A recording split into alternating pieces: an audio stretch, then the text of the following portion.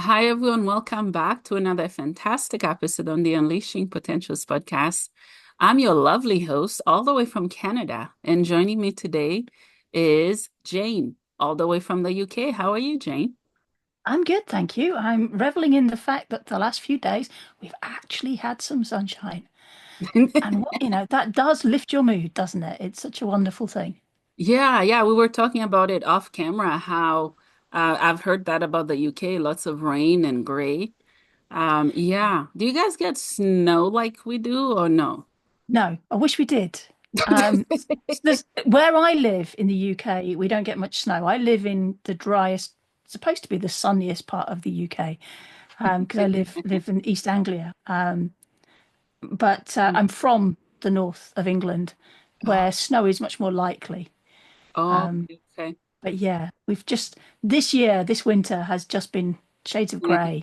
So the Yeah. sun the last 2 days has been like beautiful, and it Yeah. was so great. I'm a sea swimmer, Oh. and it was so beautiful to the sea. Not only was it sunny, but the Mhm. sea was flat calm, and there Mm. was this just beauty of lying there in the sea. I mean, yes, it's freezing cold, but it Yeah. was so lovely because kind of the sky was this deep blue.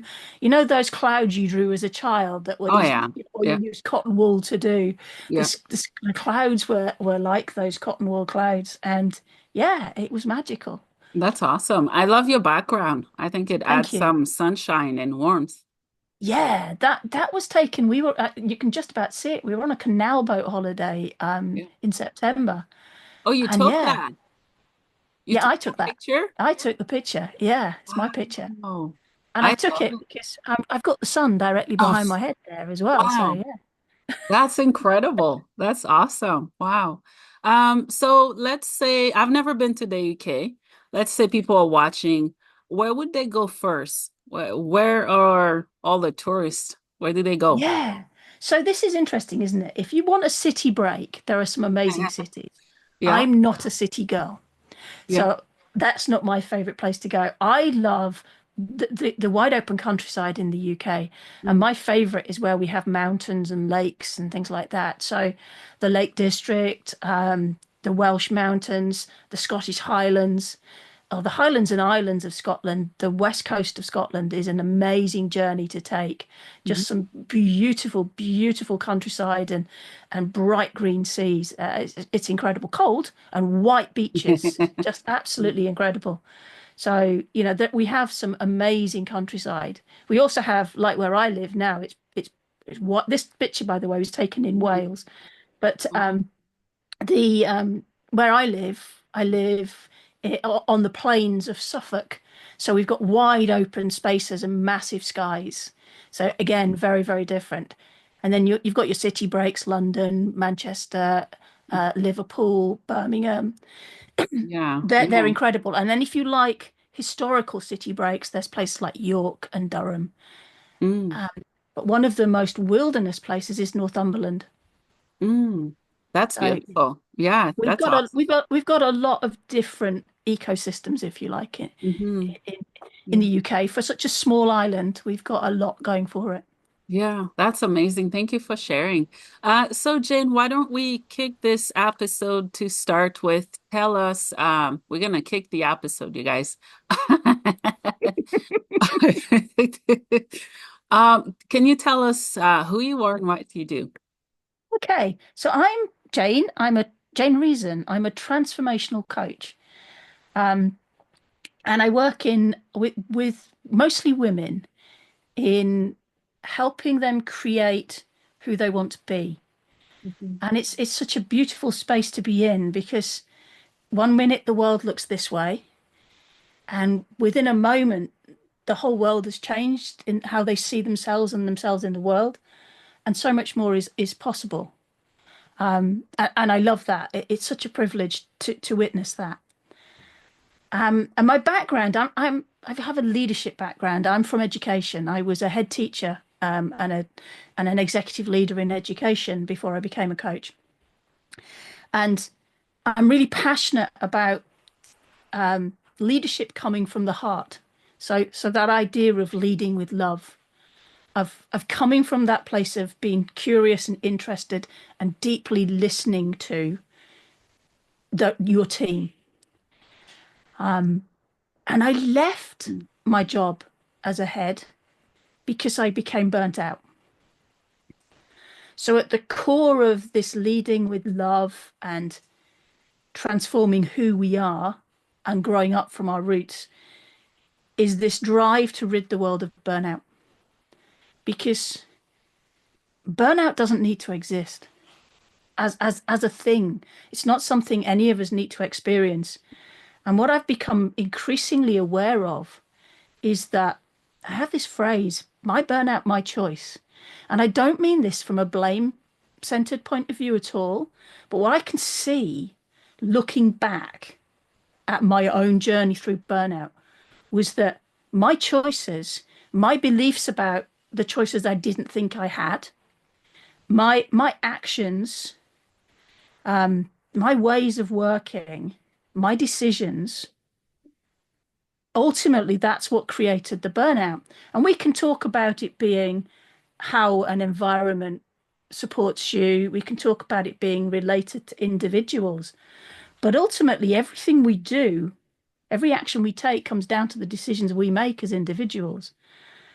And I was making all of those decisions at the time. And I've been through burnout a few times, but this last time was complete and utter burnout. And that was 2 years ago. Complete and utter, totally like unable to function in any sense.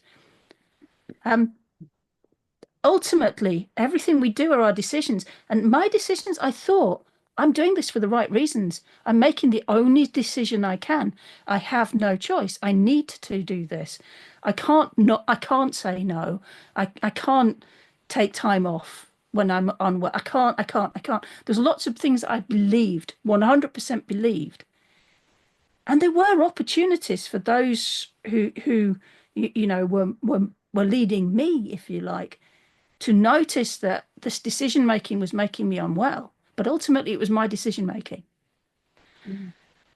And so, what if, so this is my thinking, what if I could support other women and other leaders and other people in the world to understand themselves and be able to slow down enough to notice when yes is possible and yes is the right thing, and notice when no is actually the most powerful word they can use.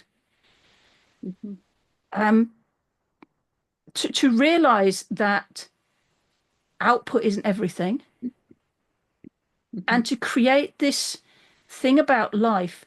We talk about work-life balance, but that assumes that there's two sides to a seesaw. Mhm. And what about just living life in balance? So that our energy and our resources and everything about us is constantly flowing and able to rejuvenate and replenish itself. Mhm.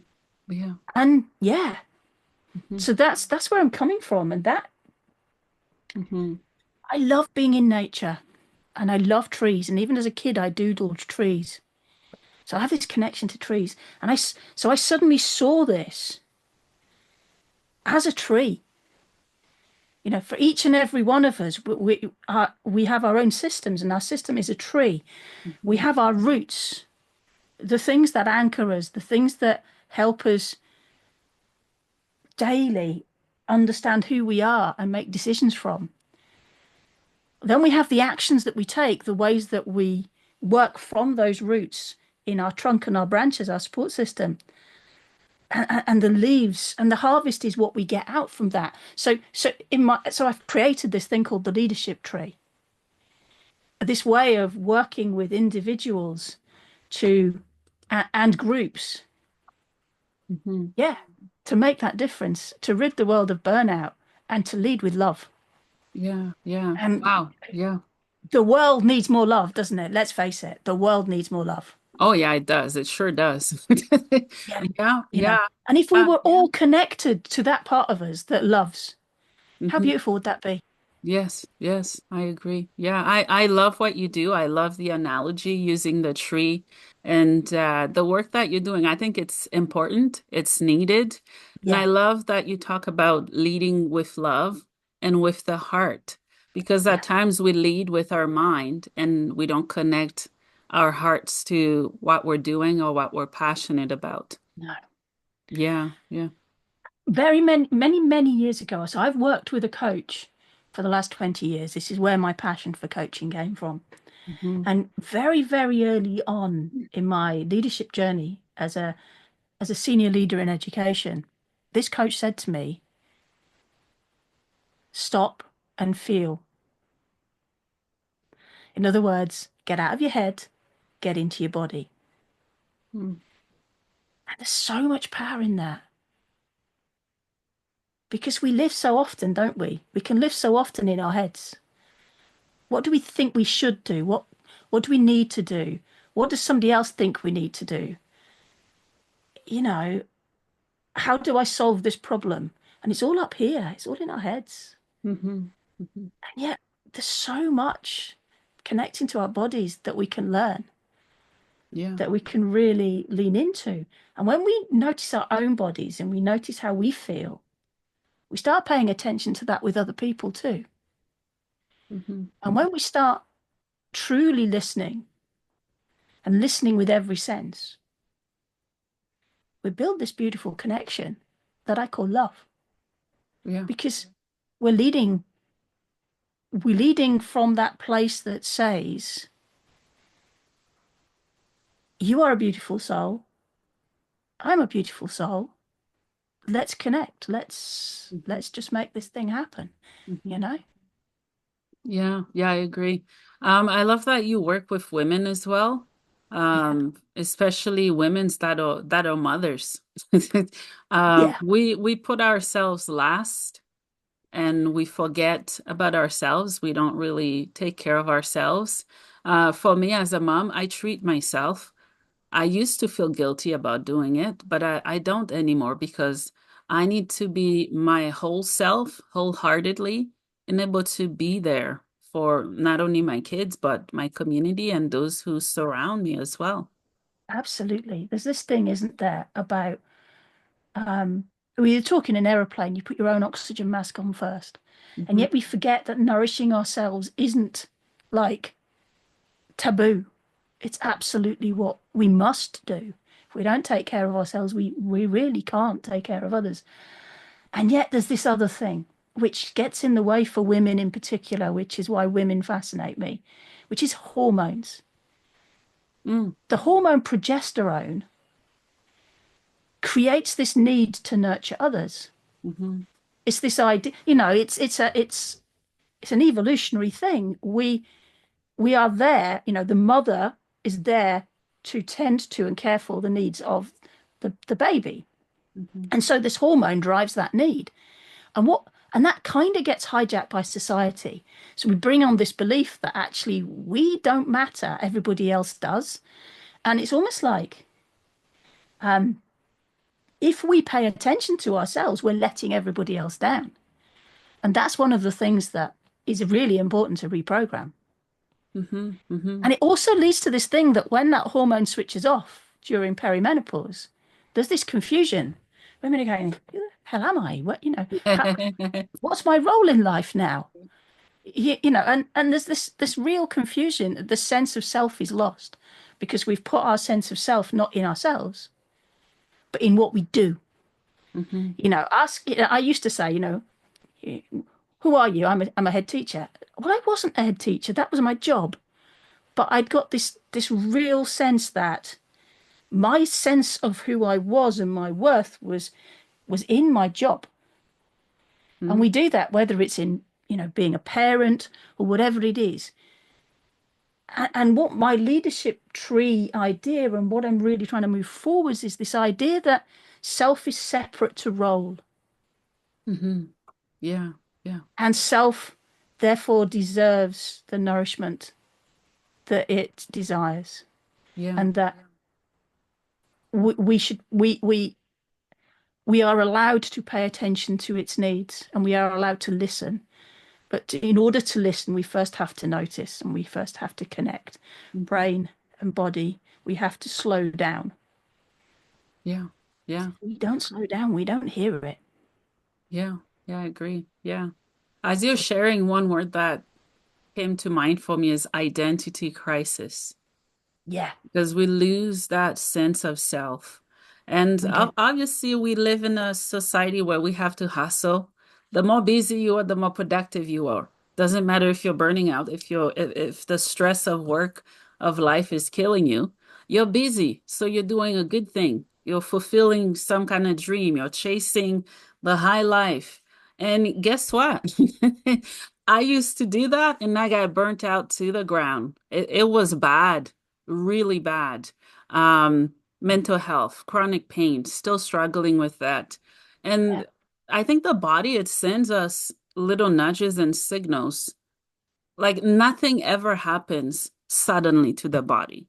I no, think it's a gradual process. We wear ourselves out, and then that's the result of being burnt out. yeah. I mean, yeah, for me, you know, I think I knew what was going on and I was deliberately ignoring the Ah, signs. It's kind of like, oh, yeah, that's fine, but I haven't got any choice. I mm, haven't got any choice. I can't listen to those because there's this thing in my head that says I haven't got any choice. And while you were talking, something else occurred to me. mhm, How often do we see people going, oh, today was so stressful, but yeah, got it done, badge of honor kind of thing. It's almost like I got a bit burnt out today, badge of honor. mm. This, this idea of, this idea of hustle, and that you've only got value when you're hustling. And if you're not hustling, then you're lazy. Because this is the other thing. It's what not hustling implies. Oh, that's wrong. Yeah, it It's is. just plain wrong. Yeah. And so part of where I'm coming from is let's just change the world. Mm, Let's slow down. Let's see human connection as really important. mhm, And there's an incredible thing about slowing down. You become far more effective, mhm. you Yeah. know. So it might seem counterintuitive that do less to gain more. Mhm, And yet mhm. it's so true Yeah. because we connect brain and body, we listen, we hear, we get that sense of, oh wow, that's the way forward. We Mhm, create time for clarity. We create space to get our best ideas. yeah. And we create opportunity to make them happen. Yeah. Yeah. And hustle isn't necessary. Yeah. Yeah. And I'm from Haiti, so I had to combine both culture. Where I'm from, we still work, we're productive, but Yeah. we don't kill ourselves working like they No, do exactly. here or in most countries. That's why I got so sick. And also, maybe it's just me. I found that there was a lot of shame tied to me not actually holding a job of Yeah. what was expected or normal in society.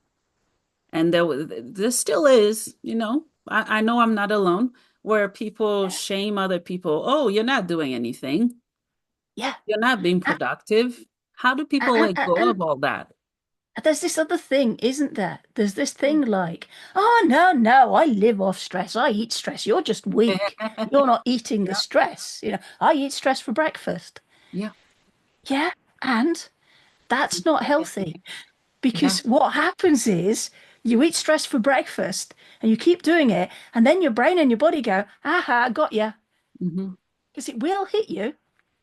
It just will, you know? Yeah, yeah. And I called myself, I had this strange belief, and I know where it came from, but I had this belief that said, I can't do stuff unless it's urgent.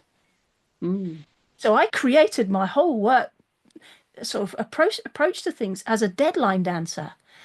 Oh, the deadline's coming up. It's tomorrow. I better start.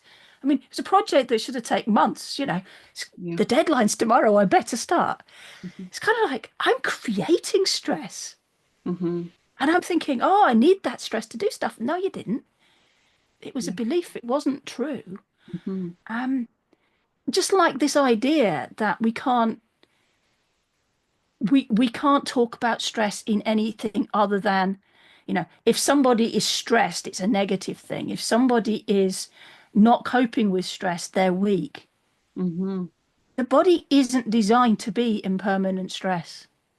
Yeah. That's not how the system works. Yeah. Yeah. Why are we doing it to it? Hmm. Makes no sense. Yeah. It Yeah, I really agree. doesn't. Yeah. Yeah. Yeah, for me, I call it brain glitching. Yeah, When something's glitching, you got to unplug it and then restart it and see how it goes from there. We have a yeah. hard time unplugging. We do have a hard time unplugging. And then when our body does it to us, we don't realize the message that it's given us. So we kind of get that. It's like, oh, I need a holiday. I'll have a 2 week holiday. Then I'll go straight back into exactly the same way of operating. Hmm. Guess what? It's not going to work. So this is that whole thing about rewiring our thinking. Yeah. Yeah. Really kind of just going, the whole thing's gone off, gone off system, really. Let's just unplug the whole thing, Yeah. completely and reset the whole thing because instinctively we know what's right, but culturally we've got this wrong. The culture's wrong. Hmm. It's not serving anybody Yeah. in any real sense. Yeah, I agree. Yeah. It's not creating happiness, is it? Not really. Nope. There's this Nope. belief, isn't it? We've all got, when I've got more money, I'll be happier. Then I. Hmm. Yeah. Being fed that, we are fed that message in so many different ways. When I, then I. And the opposite comes true when it comes to menopause. When you get to menopause, then you're too old. You're over the hill, so you're on you're on your last legs. That's also not true. Yeah. In Eastern cultures, there's this idea of celebrating women who are postmenopausal rather than denigrating, celebrate. This idea of second spring, you've reborn into a new life. Hmm. Why have we lost that? Yeah. Makes no sense. Yeah, yeah, yeah, I agree. Yeah, I interviewed an amazing coach that lives where I live on the podcast. Her name is 𝒂𝒂𝒊𝒂𝒍, and she talks about perimenopause and Yeah. just the different aspects of it. I'm not quite there yet, but I know I'll get there. Yeah. Yeah. I'm past it now, which is quite handy. And Did you when I survive? first, oh, more than survived, reinvent myself. It's wonderful. Yeah. Things like I've run 2 marathons since I was 55. I've swum and I'd never run anything before I was 55. I'd never run. Yeah. I've I've um I've swum ultra distance swimming events. I swam Lake Windermere, which is the longest lake in England last year, all 11 miles of it. Yeah. And I'm 60 this year. You know, it's I know people who are women in their 70s and 80s who are swimming ice miles. That's swimming a mile in freezing cold water in just a swimsuit. Hmm. You, Hmm. you know, anything is possible. Yeah. Physical, mental. I've started a new business. I'm a coach. I started that postmenopausal. Hmm. It's like we aren't defined by the jobs we do, nor are we defined by our age. We're not defined by anything other than how we want to create ourselves. Yeah. Yeah. Yeah, I agree. Yeah. And, Yeah, and anything is ageism. possible. Is that the word for it? Ageism. Yeah. When society puts people in a little tiny box based on their age and their capabilities of achieving certain things. What has been your experience, and do you see it happening more and more in society? It's interesting, isn't it? Yeah. I think that I see people do it to themselves, which Oh, is where I came from, which is why when I first left my career in education, I started a Facebook group. I don't really run that anymore, but I ran this Facebook group and the videos still exist on my YouTube channel where we talked about the idea of second spring, of being able to be whoever you want to be. And so many of the women who came into that group had this view of themselves of who am I now? My children have left home. Who am I now? Um, what am I going to do? I'm approaching 60, I'm about to retire. Where's my life going? What am I going to do with myself? I haven't got any grandchildren yet, so I can't go from looking after children to looking after grandchildren because so I've got this gap in my life. And so we do it to ourselves a little bit, but we do it to ourselves because that's what society has done to our thinking. So you see it on the telly, you see it around you, you see it. There's that sense that applying for jobs when you're in your 50s, Mhm. you're going to be down the bottom of the list because you're too old. And even though they're not allowed to ask you your age, they're going to look for when you did your qualifications and go, they went to school then, so they're this age. There's that kind of stuff. So Yeah. there's a feeling that you're less valuable to society, Mm. even if that's not true. Mhm. And what I'd love people to hear is don't buy into that. Oh yeah. Create whatever you want. Yeah. Yeah, I agree. Yeah, You're definitely. you're you're as valuable as you put yourself out there to be. Mm-hmm. Mm-hmm. Yeah, I Yeah. agree. Yeah. And Yeah, sorry, go ahead. no, that's it. Yeah. Yeah, yeah, what you just said, I think applies to disabilities or mental health. Yeah. I have, they place many labels on me, but I am not those labels. I'm separate from them. It's the idea that, in society, people with certain disabilities or mental health diagnosis, they're not capable of achieving much. They can't hold a job. It's really sad that it has come to that.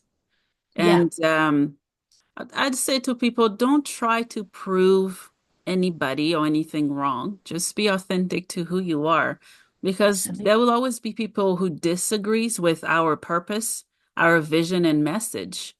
And it Yeah. it it, it won't apply to everybody. And then there'll be people who get tickled funny about it. Then so what, It's just to build that exterior to know what to let in, what to keep out, and continue to carry on. And I think that's the key, isn't it? That's why I talk about this tree, because I Hmm. see the roots as being the roots of our tree being those things, being certain about who we are, being certain about, trusting ourselves, believing in ourselves, honoring ourselves, knowing who we are, what we value, what our purpose is, having those things. Hmm. And from there, from those roots, which we can continue to grow, creating this way of being in the world that makes whatever it is we want to create a reality. But Yeah. we're anchored beautifully to the ground. So whatever storm is thrown at us, we don't sway. Or we might sway, but we don't fall over. A bit like a tree. Yeah, yeah. Yeah. I absolutely love that you use that the tree, because Yeah. I've never seen an apple tree forcing itself to bear oranges or different type of fruit No, exactly. ever. And Yeah, nature this is is it. such a beautiful example of that. It is. And an apple tree is beautifully created to be an apple tree. Yep. And it gets this abundant harvest of apples. Hmm. We are who we are, and knowing who we are and coming from that place. You know, there's this thing about the education system in general, I think, particularly in the Western world. I don't know about anywhere else, but we kind of create this image that says, this is the box you should fit in. Oh, you don't fit in that box. There's something wrong with you. Yeah. And that's not right. You don't fit in that box. Let's change the shape of the box. Yeah. Yeah. We can have a school full of lots of different shaped boxes because guess what? However many kids there are in that school, there's that many different shaped boxes. However many adults there are in that school, there's that many different ways of connecting with people and teaching and learning. Hmm. You know, this idea that one way is right and one way isn't. I mean, talk about neurodiversity, for example. Oh yeah. Neurodiversity exists because nature created these differences because we need harmony, we need different skill sets, we need different ways of seeing and being in the world. And yet, for so long, we've created neurodiversity as a mental health problem because it doesn't fit this box over here. Yeah, It's yeah. it's a mental health problem. It's a different way of seeing the world. That's all it is. It's a Yeah, different way of being. yeah, And it's a yeah, superpower. Like yeah, each and every one of us has a superpower. We all have them, yeah, yeah. you know. Sometimes I just laugh myself to death. It's sad. It doesn't make sense and it's stupid. I'm like, okay, I still love you. You believe whatever you want. Yeah. And this is the beauty Yeah. about connecting through love. My Yeah. mum has dementia, Ooh. and somebody said to me a little while back, it's really sad when you're losing them with dementia and that, there's this person there, but they're not there. And I went, nah, my mum's still there. Mm, The way she connects with the world and the interface by which she communicates that is broken. But the mm. soul at the center of that person Yeah. is my mum, and she's still there. Wow. That's beautiful. Yeah, You that's know, a beautiful.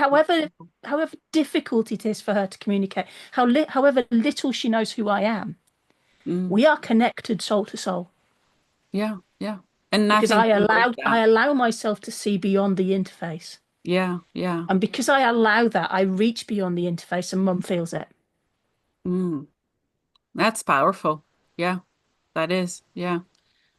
And we Wow. can do that with everybody. Instead of seeing the interface that they give the world, see the person. And when we see the person, they see themselves much better too. Yeah. Yeah, I noticed very similar things with an example, autistic kids.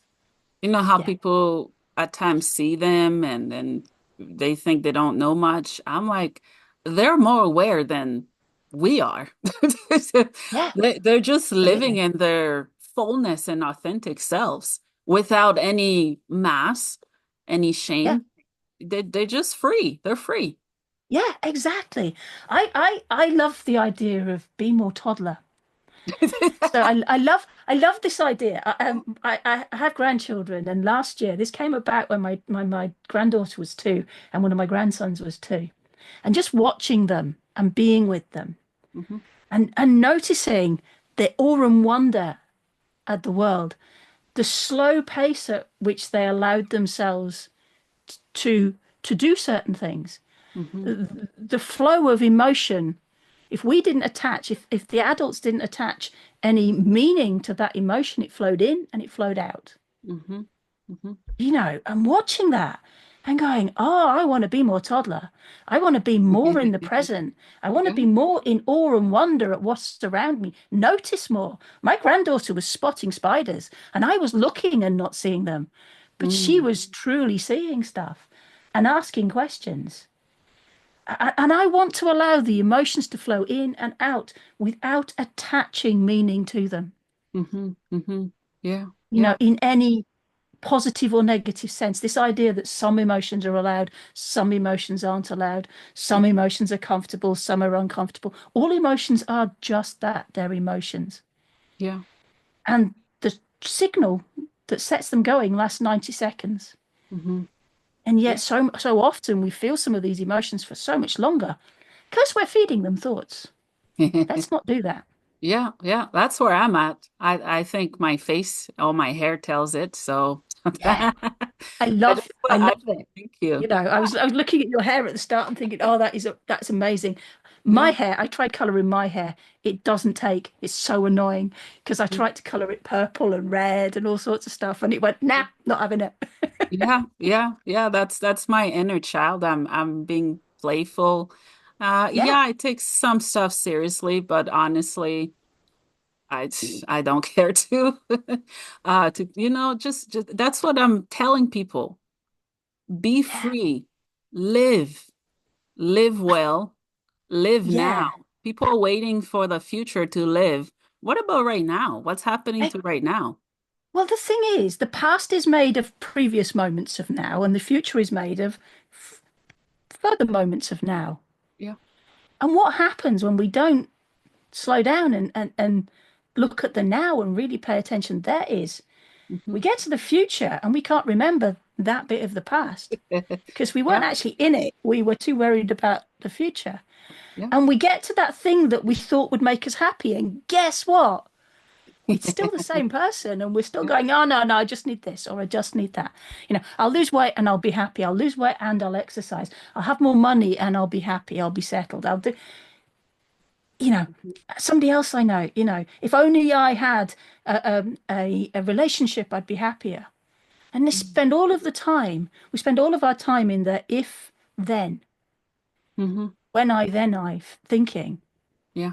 that we forget to notice that happiness, beauty, joy, sadness, everything, all of those things are all the beauty of life and they all happen now. Mm-hmm. Mm-hmm. Yeah, I And agree. let's be present, let's notice them. Yeah. Let's not need photographs to remind ourselves of stuff. Let's be able to connect straight away. Yeah. Yeah. Speaking of happiness, I lived in a third world country. I think everybody at some point in their lives should spend at least a week or a month or a year in a third world country. And then they can come back to whatever this is. And it's just the gratitude for the smallest things. Yeah.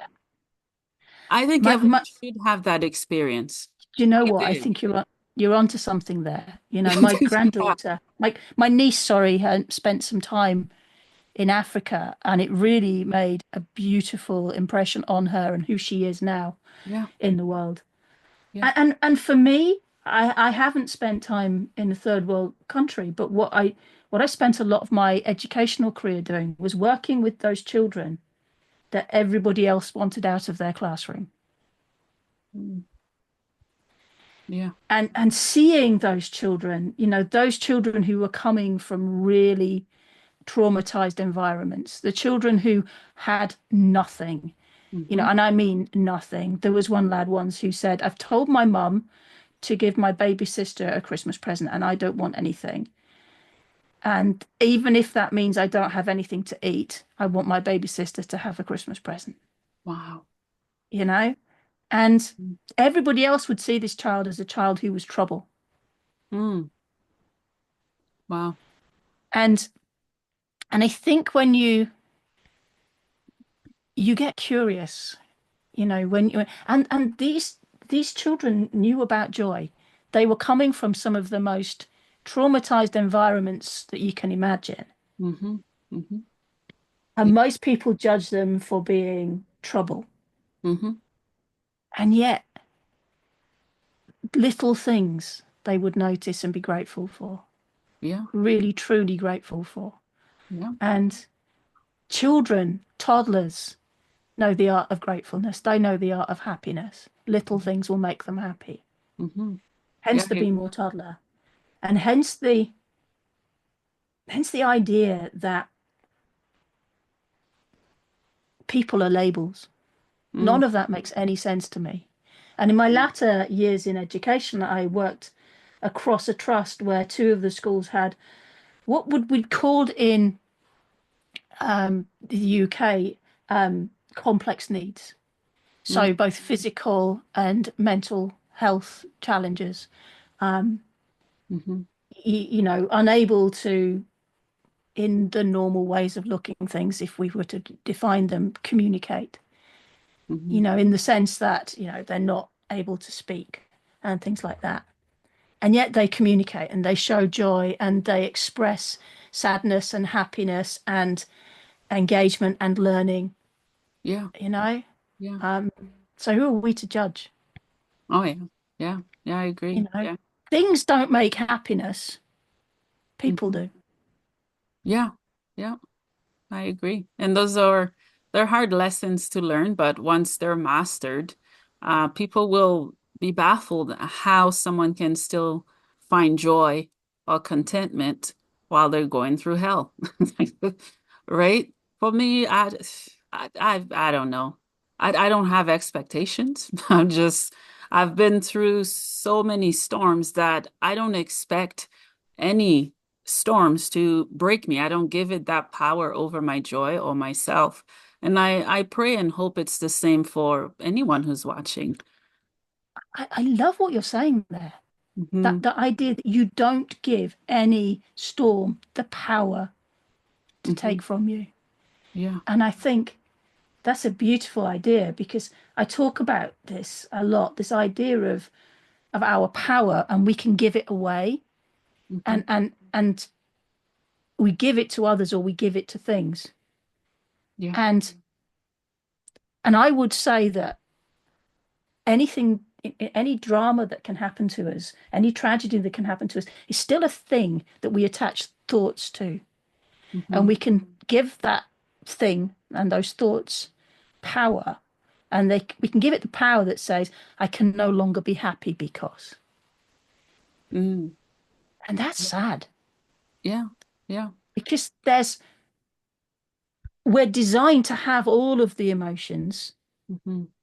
and we're designed to be able to experience all of them. And to deny ourselves any of them Mm-hmm. seems seems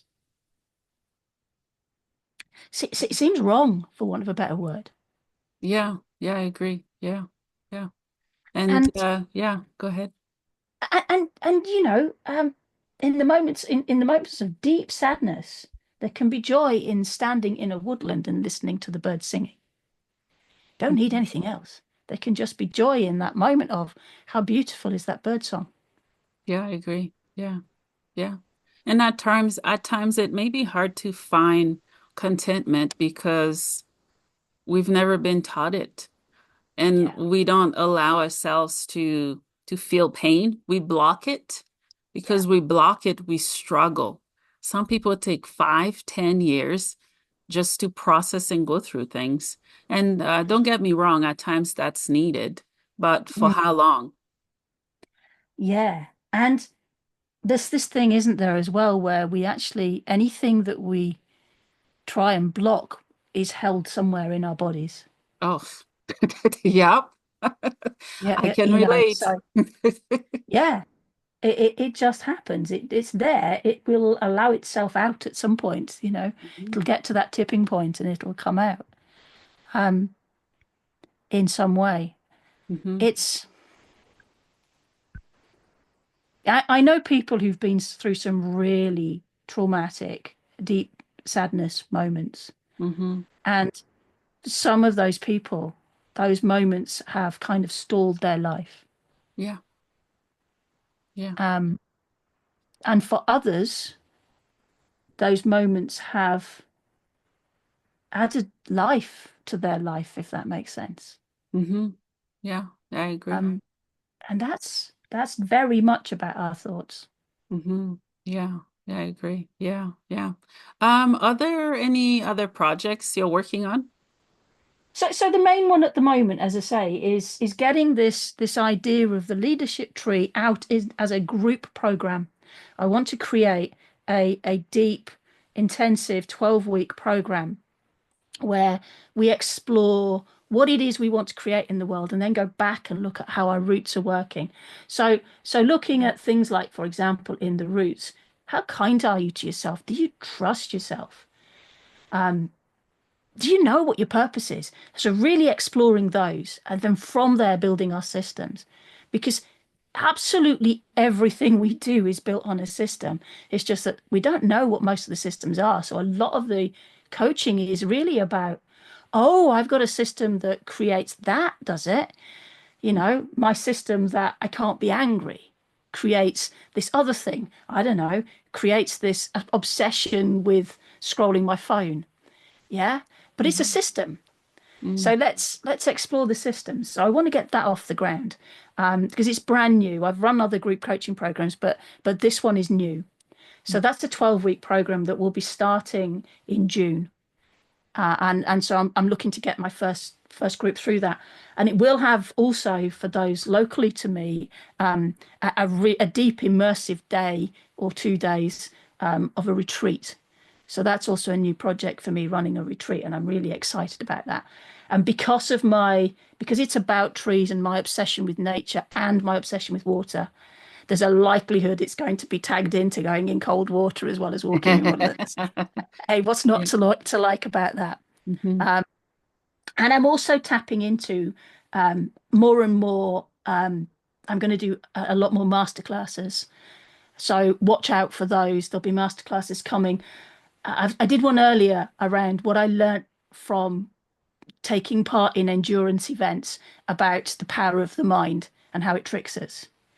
But I want to lean more into that and look a bit more in masterclasses at, what are the systems that we've got? Where can we notice them? Where can we reprogram them? That sort of stuff.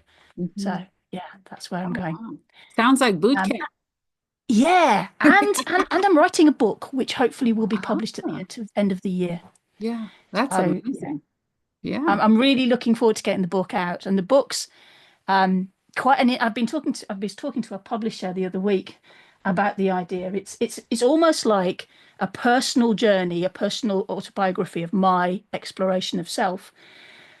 In it, there'll be a lot of self-help tools and links to interactive and audio visuals and things like that that people can explore for themselves, and journaling opportunities, ways. So it'll be a self-help book told through my personal journey through exploration of self. Yeah, I think And that it's, will be a beautiful reminder for people. And I love that yeah, you're talking about the self because yeah, we can be kind to anybody else but yeah, ourselves. Some people don't even know who they are, let alone yeah, work on themselves. absolutely. And as I say, it's almost like this is what I see coaching as. Coaching is this beautiful gift to self. Mm, yeah. And I love that I'm in the industry of allowing people to gift themselves real clarity, Hmm. a real transformation, a change in how the world looks for them. Yeah. And Yeah. how beautiful is that? Yeah. Very. Yeah. Yeah. People may want to get a hold of you. Do you have a Yeah. website, email? How can they I do do that? have a website. My website is Hmm. janereasoncoaching.me.uk. So that's the website. And I'm on LinkedIn, which is a really easy way to find me, just Jane Reason on LinkedIn. And I'm on Facebook, same thing, Jane Reason Coaching. And Instagram, same thing, Jane Reason Coaching. Jane Oh, Reason Transformation Coach on Instagram. Sorry. Yeah. yeah. Yeah, that's great. So Those are the Jane, places to find me. yeah, thank you for sharing. So Jane, what would you like for people to get from this episode? I think the key thing here is looking after self and loving self is the first rule of first aid. Come Mm, from love. And when you're coming from love, start by loving yourself, being kind, being forgiving, being compassionate, mm, and truly allowing yourself, connecting this, brain to body, mhm, and noticing, paying attention, and feeding